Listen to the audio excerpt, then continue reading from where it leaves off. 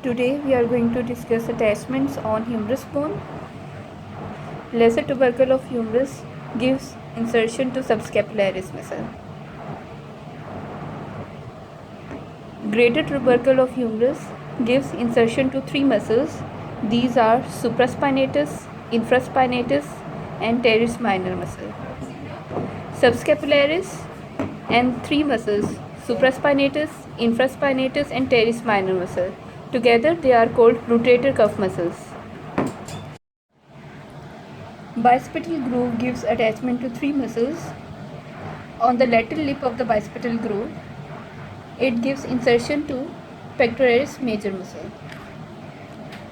On the medial lip of the bicipital groove, it gives insertion to teres major muscle, and on the floor of the bicipital groove, it gives insertion to latissimus dorsi muscle. So, on the lateral lip, pectoralis major muscle is inserted, on the medial lip, teres major muscle is inserted, and on the floor of the bicipital groove, it gives insertion to latissimus dorsi muscle. Following are the contents of bicipital groove. Tendon of bicep brachii and ascending branch of anterior circumflex humeral artery passes through the bicipital groove. Deltoid tuberosity gives insertion to deltoid muscle. Over here, deltoid muscle is inserted. On the middle of the medial border, it gives insertion to coracobrachialis muscle. Brachialis muscle originates from the lower half of the anteromedial and anterolateral surface of the humerus bone. This is anteromedial surface, this is anterolateral surface. So from the lower half of the anteromedial surface and anterolateral surface gives origin to brachialis muscle. Brachioradialis muscle originates from upper two-third part of the lateral supracondylar ridge. This is lateral supracondylar ridge. So upper two-third part of the lateral supracondylar ridge gives origin to brachioradialis muscle. Lower one-third part of the lateral supracondylar ridge gives origin to extensor carpi radialis longus muscle. Lower one-third part of the medial supracondylar ridge gives origin to pronator teres muscle. This is pronator teres muscle that originates from the medial supracondylar ridge. Medial epicondyle of the humerus gives origin to superficial flexors muscles of the forearm. These muscles are present in the forearm, and all these muscles, they originate from the medial epicondyle. These muscles are palmaris longus, pronator teres, flexor carpi radialis, flexor carpi ulnaris, and flexor digitorum superficialis. All these muscles of the forearm, they originates from the medial epicondyle of the humerus bone. Lateral epicondyle of the humerus bone gives origin to superficial extensor muscles of the forearm.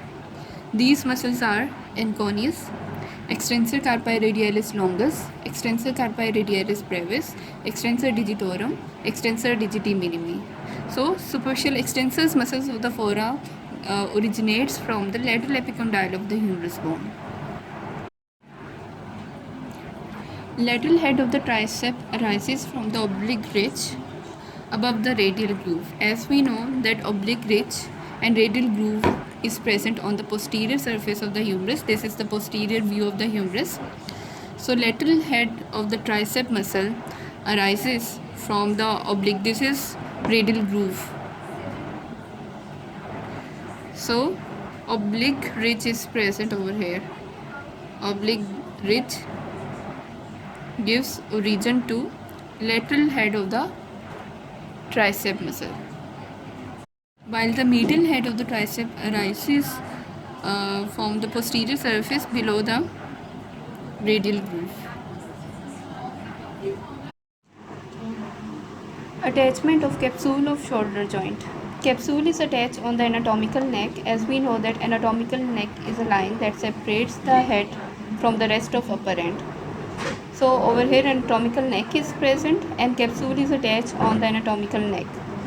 Medially it dips 2 cm downward.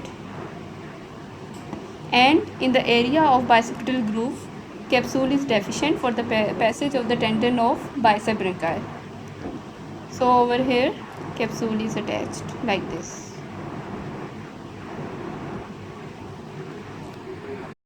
Capsular ligament of elbow joint is attached on the margins of the coronoid fossa, on the margins of the radial fossa, epicondyles, medial and lateral epicondyles. These epicondyles are extracapsular.